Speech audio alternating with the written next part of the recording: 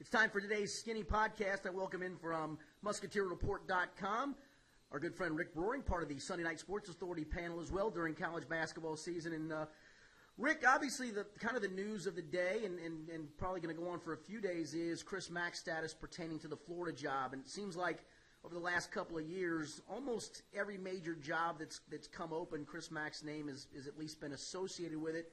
There was a report last night from 24/7 Sports that he was a serious candidate for the job and that they were in serious discussions. That's since been refuted by a lot of people connected with this. But where do things stand to your knowledge? And if you were a betting man at this stage of the game, what does Chris Mack do? Well, that last question is a loaded one, but to start off, I'd say I side on the people who are refuting the reports. From everything I know, as of heading into yesterday morning, I knew that Florida and AD Jeremy Foley were in deep breath mode, is what I was told. That was the direct quote I was given by a source. And I think really they're not nearly as far along in the process as everybody else wants them to be. If you look at the hires that Foley has made in the past, whether it be football, basketball, gymnastics, whatever it is, Florida's been pretty competitive at it. And he usually takes his time, finds an up-and-comer who's not the big name that the Florida fans want, but he does a good job of finding that guy who fits the profile. And yes, he maybe missed on a Muschamp or whatever for football, but he's hit a lot more than he's missed on coaching hires, and he usually has a certain MO about how he goes about these things. And Chris Mack certainly fits the mold for that type of spot. He's an up-and-comer who's at a place like Xavier, who's a notch below Florida, and we can probably talk about whether Florida's a better job than Xavier or not here in a little bit. But as far as whether Chris is interested in the job, look, if Florida's going to call and ask, he has to take that call. He has to listen. There's no income tax in the state of Florida, so any raise is going to be fairly significant. And Florida can certainly offer him more money than Xavier can. So right now I would say that I don't think he's far along in talks like has been reported by Jerry Meyer 24/7. I don't think he's about to become the next head coach at Florida. But at the same time, I'm certainly not ruling it out, and I think there's certainly been some back-channeling between Florida's people and Chris's agent. Jerry Foley, for all intents and purposes, Florida's a football school. That's an obvious given. But he obviously has cared enough about basketball to continue to raise the ante to keep Billy Donovan. This time around, he couldn't do it. Billy, I think, started to get burned out about trying to coach against Kentucky. There's a lot of factors there involved and wanted, I guess, to take a swing at the NBA this time. He tried that for about a day or two with the Orlando Magic and then decided not to do it. But, yeah, you talk about the AD, Jeremy Foley. While Florida is a basketball school, he is an athletic director that seems to, at least at a football school, care very deeply about basketball. Yeah, and I think and it's not just basketball. I think if you look across the board in Florida and SEC athletics, they've really competed at a high level in a lot of different sports. And I think that speaks to sort of how they approach the athletics as a whole there. And they are very competitive. They take it seriously. But at the same time, they're not a school that has decided, hey, we are just football. I mean, football's by far the biggest deal there. But they're not just football, or they're not just basketball, or they're not just revenue-driven sports. They care about competing on all levels. So in a way, that's a good thing, but at the same time, it sort of factors in like, hey, not all the resources are being thrown into basketball just because it's another revenue sport. You're also going to have to share some of those funds with some of the other the sports that don't bring in money. So there's a lot of things to think about with this Florida job. But the big thing is, I think, end of the day, you look at it and say they've been successful in a lot of different things athletics-wise. So I don't think anyone would be worried about going to work for Jeremy Foley at Florida. Yeah, all right. There's no question that Chris Mack is a viable candidate, and understandably so. But let's take the flip side of this for a second. What makes the Florida job attractive if you're Chris Mack? And I'm going to throw a couple of things at you. You mentioned one on the positive side. There's no question he would get a bump financially, and that bump is enhanced because there's no state income tax in Florida. So that's almost a double bump. But the flip side, and I'm writing a column actually on local12.com where people can find it here just a little bit. Since Xavier joined the new Big East over the last 2 years, just a couple of numbers to throw at people. In 2013-14, the Big East was the number 4 RPI league, the SEC number 7. The Big East got 4 bids in the NCAA tournament. The SEC got 3. This past year, the Big East was the number 3 RPI league. The SEC was number 6. And this past year, the SEC got 5 bids, and the Big East got 6. And in a lot of cases, got some pretty good seeds, even though they were questionable seeds. I think you'd agree with in some cases where we're left scratching our head how some of those teams got seeded that high. the Big East obviously got a lot of respect from the tournament committee. Billy Donovan was in a little bit of rebuilding mode, so the roster at Florida isn't quite as good as the roster at Xavier right now. And let's face facts, he is in a league now that has a behemoth in Kentucky that is really hard to compete with. So I throw all those things at you, Rick, and I'll ask you, is the Florida job, money aside, is it a better job than Xavier today? I still have to say yes. But I think it's closer. I think you bring up a lot of good points. It's closer than a lot of people would think. When you talk about Florida won back-to-back national titles, you know, Billy Donovan did some incredible things there. I do think you have to look at it and say, okay, Billy Donovan was really good, but is Florida necessarily the reason that those things happen? Here's why I still think Florida is a better job than Xavier, though. The biggest being that it's the big state school in an area that has a lot of talent.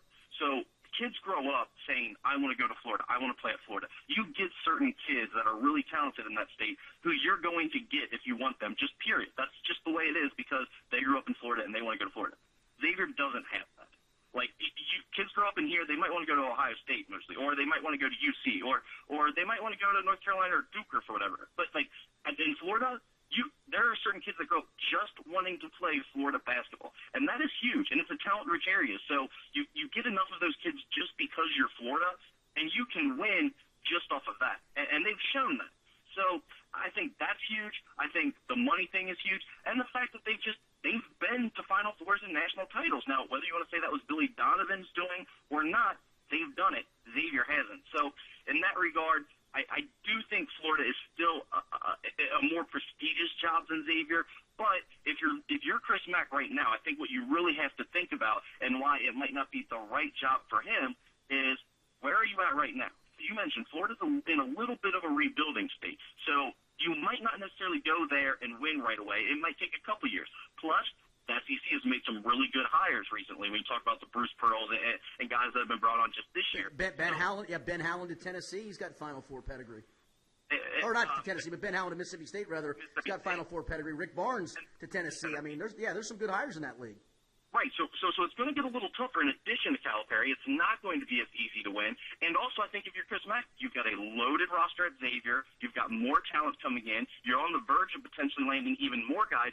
And who knows, maybe we're 1 year away from Tom Crean getting the axe in Indiana, and then that job opens up. Now, that job, to me, would be a much better job for Chris Mack than Florida, if it were me. So I don't know. I think there's a lot of things to consider with this job. I don't think it's a slam dunk either way, Skinny. All right, so I'm going to ask you before we get on to a little recruiting news here, Rick, if I were to give you money to bet on whether Chris Mack stays or goes, which way would you put your bet? Right now, I put it on him staying. I would agree, and I think there's a lot of reasons we laid out for that, but he's obviously certainly a viable candidate. Let's touch on recruiting for a minute or two. You've, I know, been traversing the country here lately at different showcase events and whatnot, but let's touch on some recruiting. I know Xavier lost out on a possible transfer or two, I think, here recently. Update folks on where things stand a little bit on the recruiting front. Yeah, I mean, the fans love transfer season right here after the regular season ends and all these guys start transferring and everyone talks about how big of an epidemic it is, despite the fact that, lower percentage of basketball players actually transfer than normal students at any college, but that's another argument for another time. But the big thing is I don't think Xavier really needs a transfer. Now, they're still interested in it. They didn't get Jordan Caroline, who was like an undersized 4, more of a 3-man who didn't have the skills to play 3. I don't think that's a big loss. Kyle Washington transferred from North Carolina State, like a 6'7", 4-man that with some skill. They're still looking at him, but his recruitment's been a little weird. There hasn't been a lot of news out there.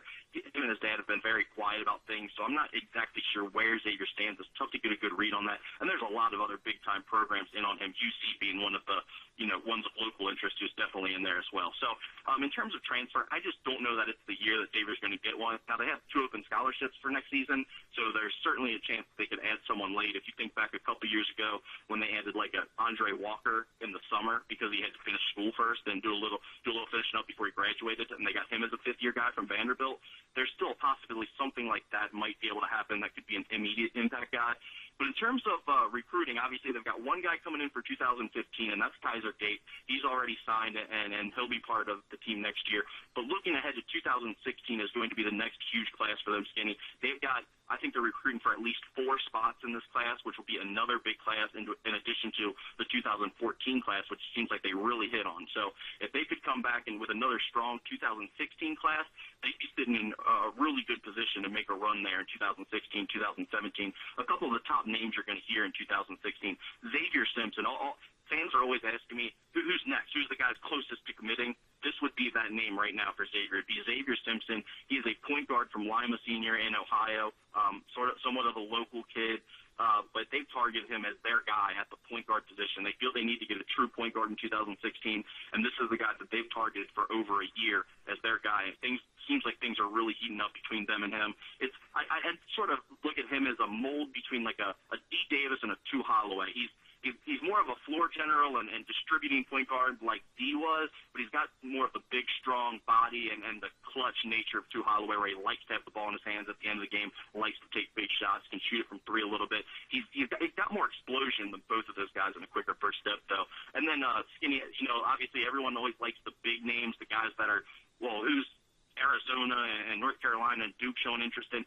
Well, Markelle Fultz is a guy who's had interest from UK, Arizona, Duke, Carolina, all those teams. Right now, though, it seems like Xavier and Arizona are the 2 top teams to beat for him. That's an interesting recruiting battle between Sean Miller and Chris Mack. It really is. And the thing about it is Markelle Fultz is a kid from that DMV area, so he's more, him going all the way out west to play for Sean Miller is kind of a tough sell, despite all the, obviously, how well Sean Miller has Arizona rolling.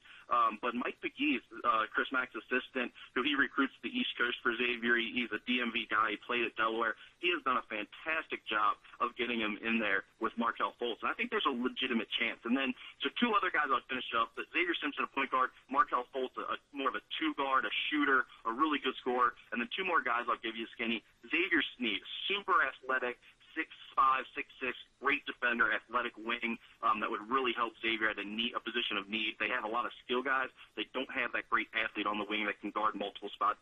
Xavier Sneed out of St. Louis would be that. They're all over him. And then Joey Brunk, a kid out of Indiana, plays for Southport High School there, 6'9", 6'10", big, strong, physical, but can also step out and knock down a face-up jumper. They really like him as well. He's at the top of the list, got a ton of Big Ten interest, so it's going to be a war to land him as well.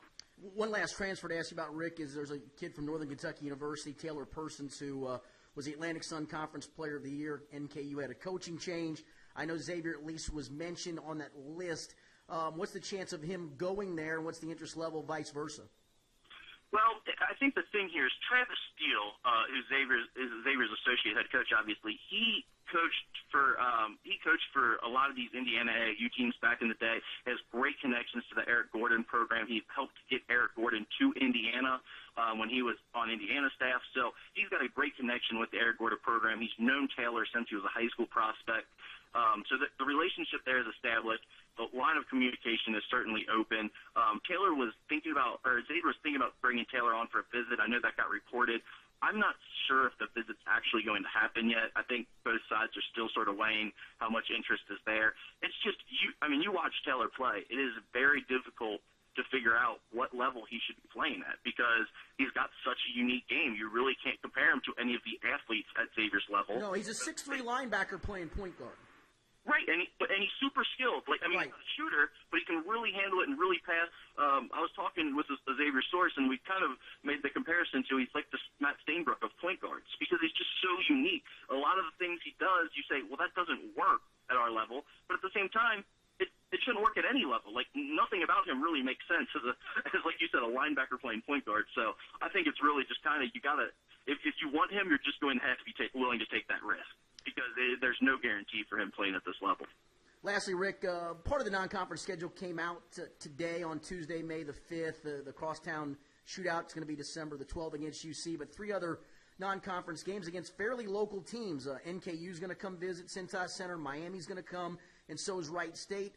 It does beg the question. I think that's neat that they're playing local teams, but is that an RPI risk on Xavier's part, playing those 3? Maybe a little bit, especially when you talk about NKU and Wright State. But I think the thing is you're going to get more local excitement and more fans at those games. I think it's worth doing because as long as you win those games, they're not going to hurt you too bad in the RPI. Now, you got to win them, of course. But with them being bye games, it's not like you're going to Miami of Ohio like they were used to do, where that's just a really difficult place to win, regardless of how good Miami is. You're playing in front of 4,000 people at Millett Hall that should hold about 50,000 or whatever. It just seems like a mausoleum that you're playing in. So having them all at Cintas, I think nothing should go too wrong for Xavier. But Skinny, what I really want to know is it funny that Xavier, with the saga that's going on between Xavier and Dayton and their fans especially, and Xavier not wanting to play Dayton, is it funny that Xavier would schedule Wright State now? I think that almost seems like a shot, does it not? Well, that's what I can't decide. Like, I think it's kind of funny, but at the same time, like, I get it's just a bye game. It's not like Xavier gave them a home and home, which Dayton, they'd probably let Dayton schedule a bye game with them, So I don't know if it's funny or not, but I tend to think it's a little bit of a dig there. Maybe they'll ask Dayton for a 2-for-1. What do you think? I don't know if Xavier would do that, to be honest. They may not. And if you're Dayton, you're sure as heck not going to do that, for goodness sakes. Right. Well, Rick, we appreciate it very much. They can catch your work, as always, on musketeerreport.com. You can catch you on Twitter because you're very active there as well. And we'll probably talk again here when the Chris Mack and the Florida stuff gets settled one way or another. All right, look forward to it. Appreciate it very much. That's Rick Broering on today's Skinny Podcast.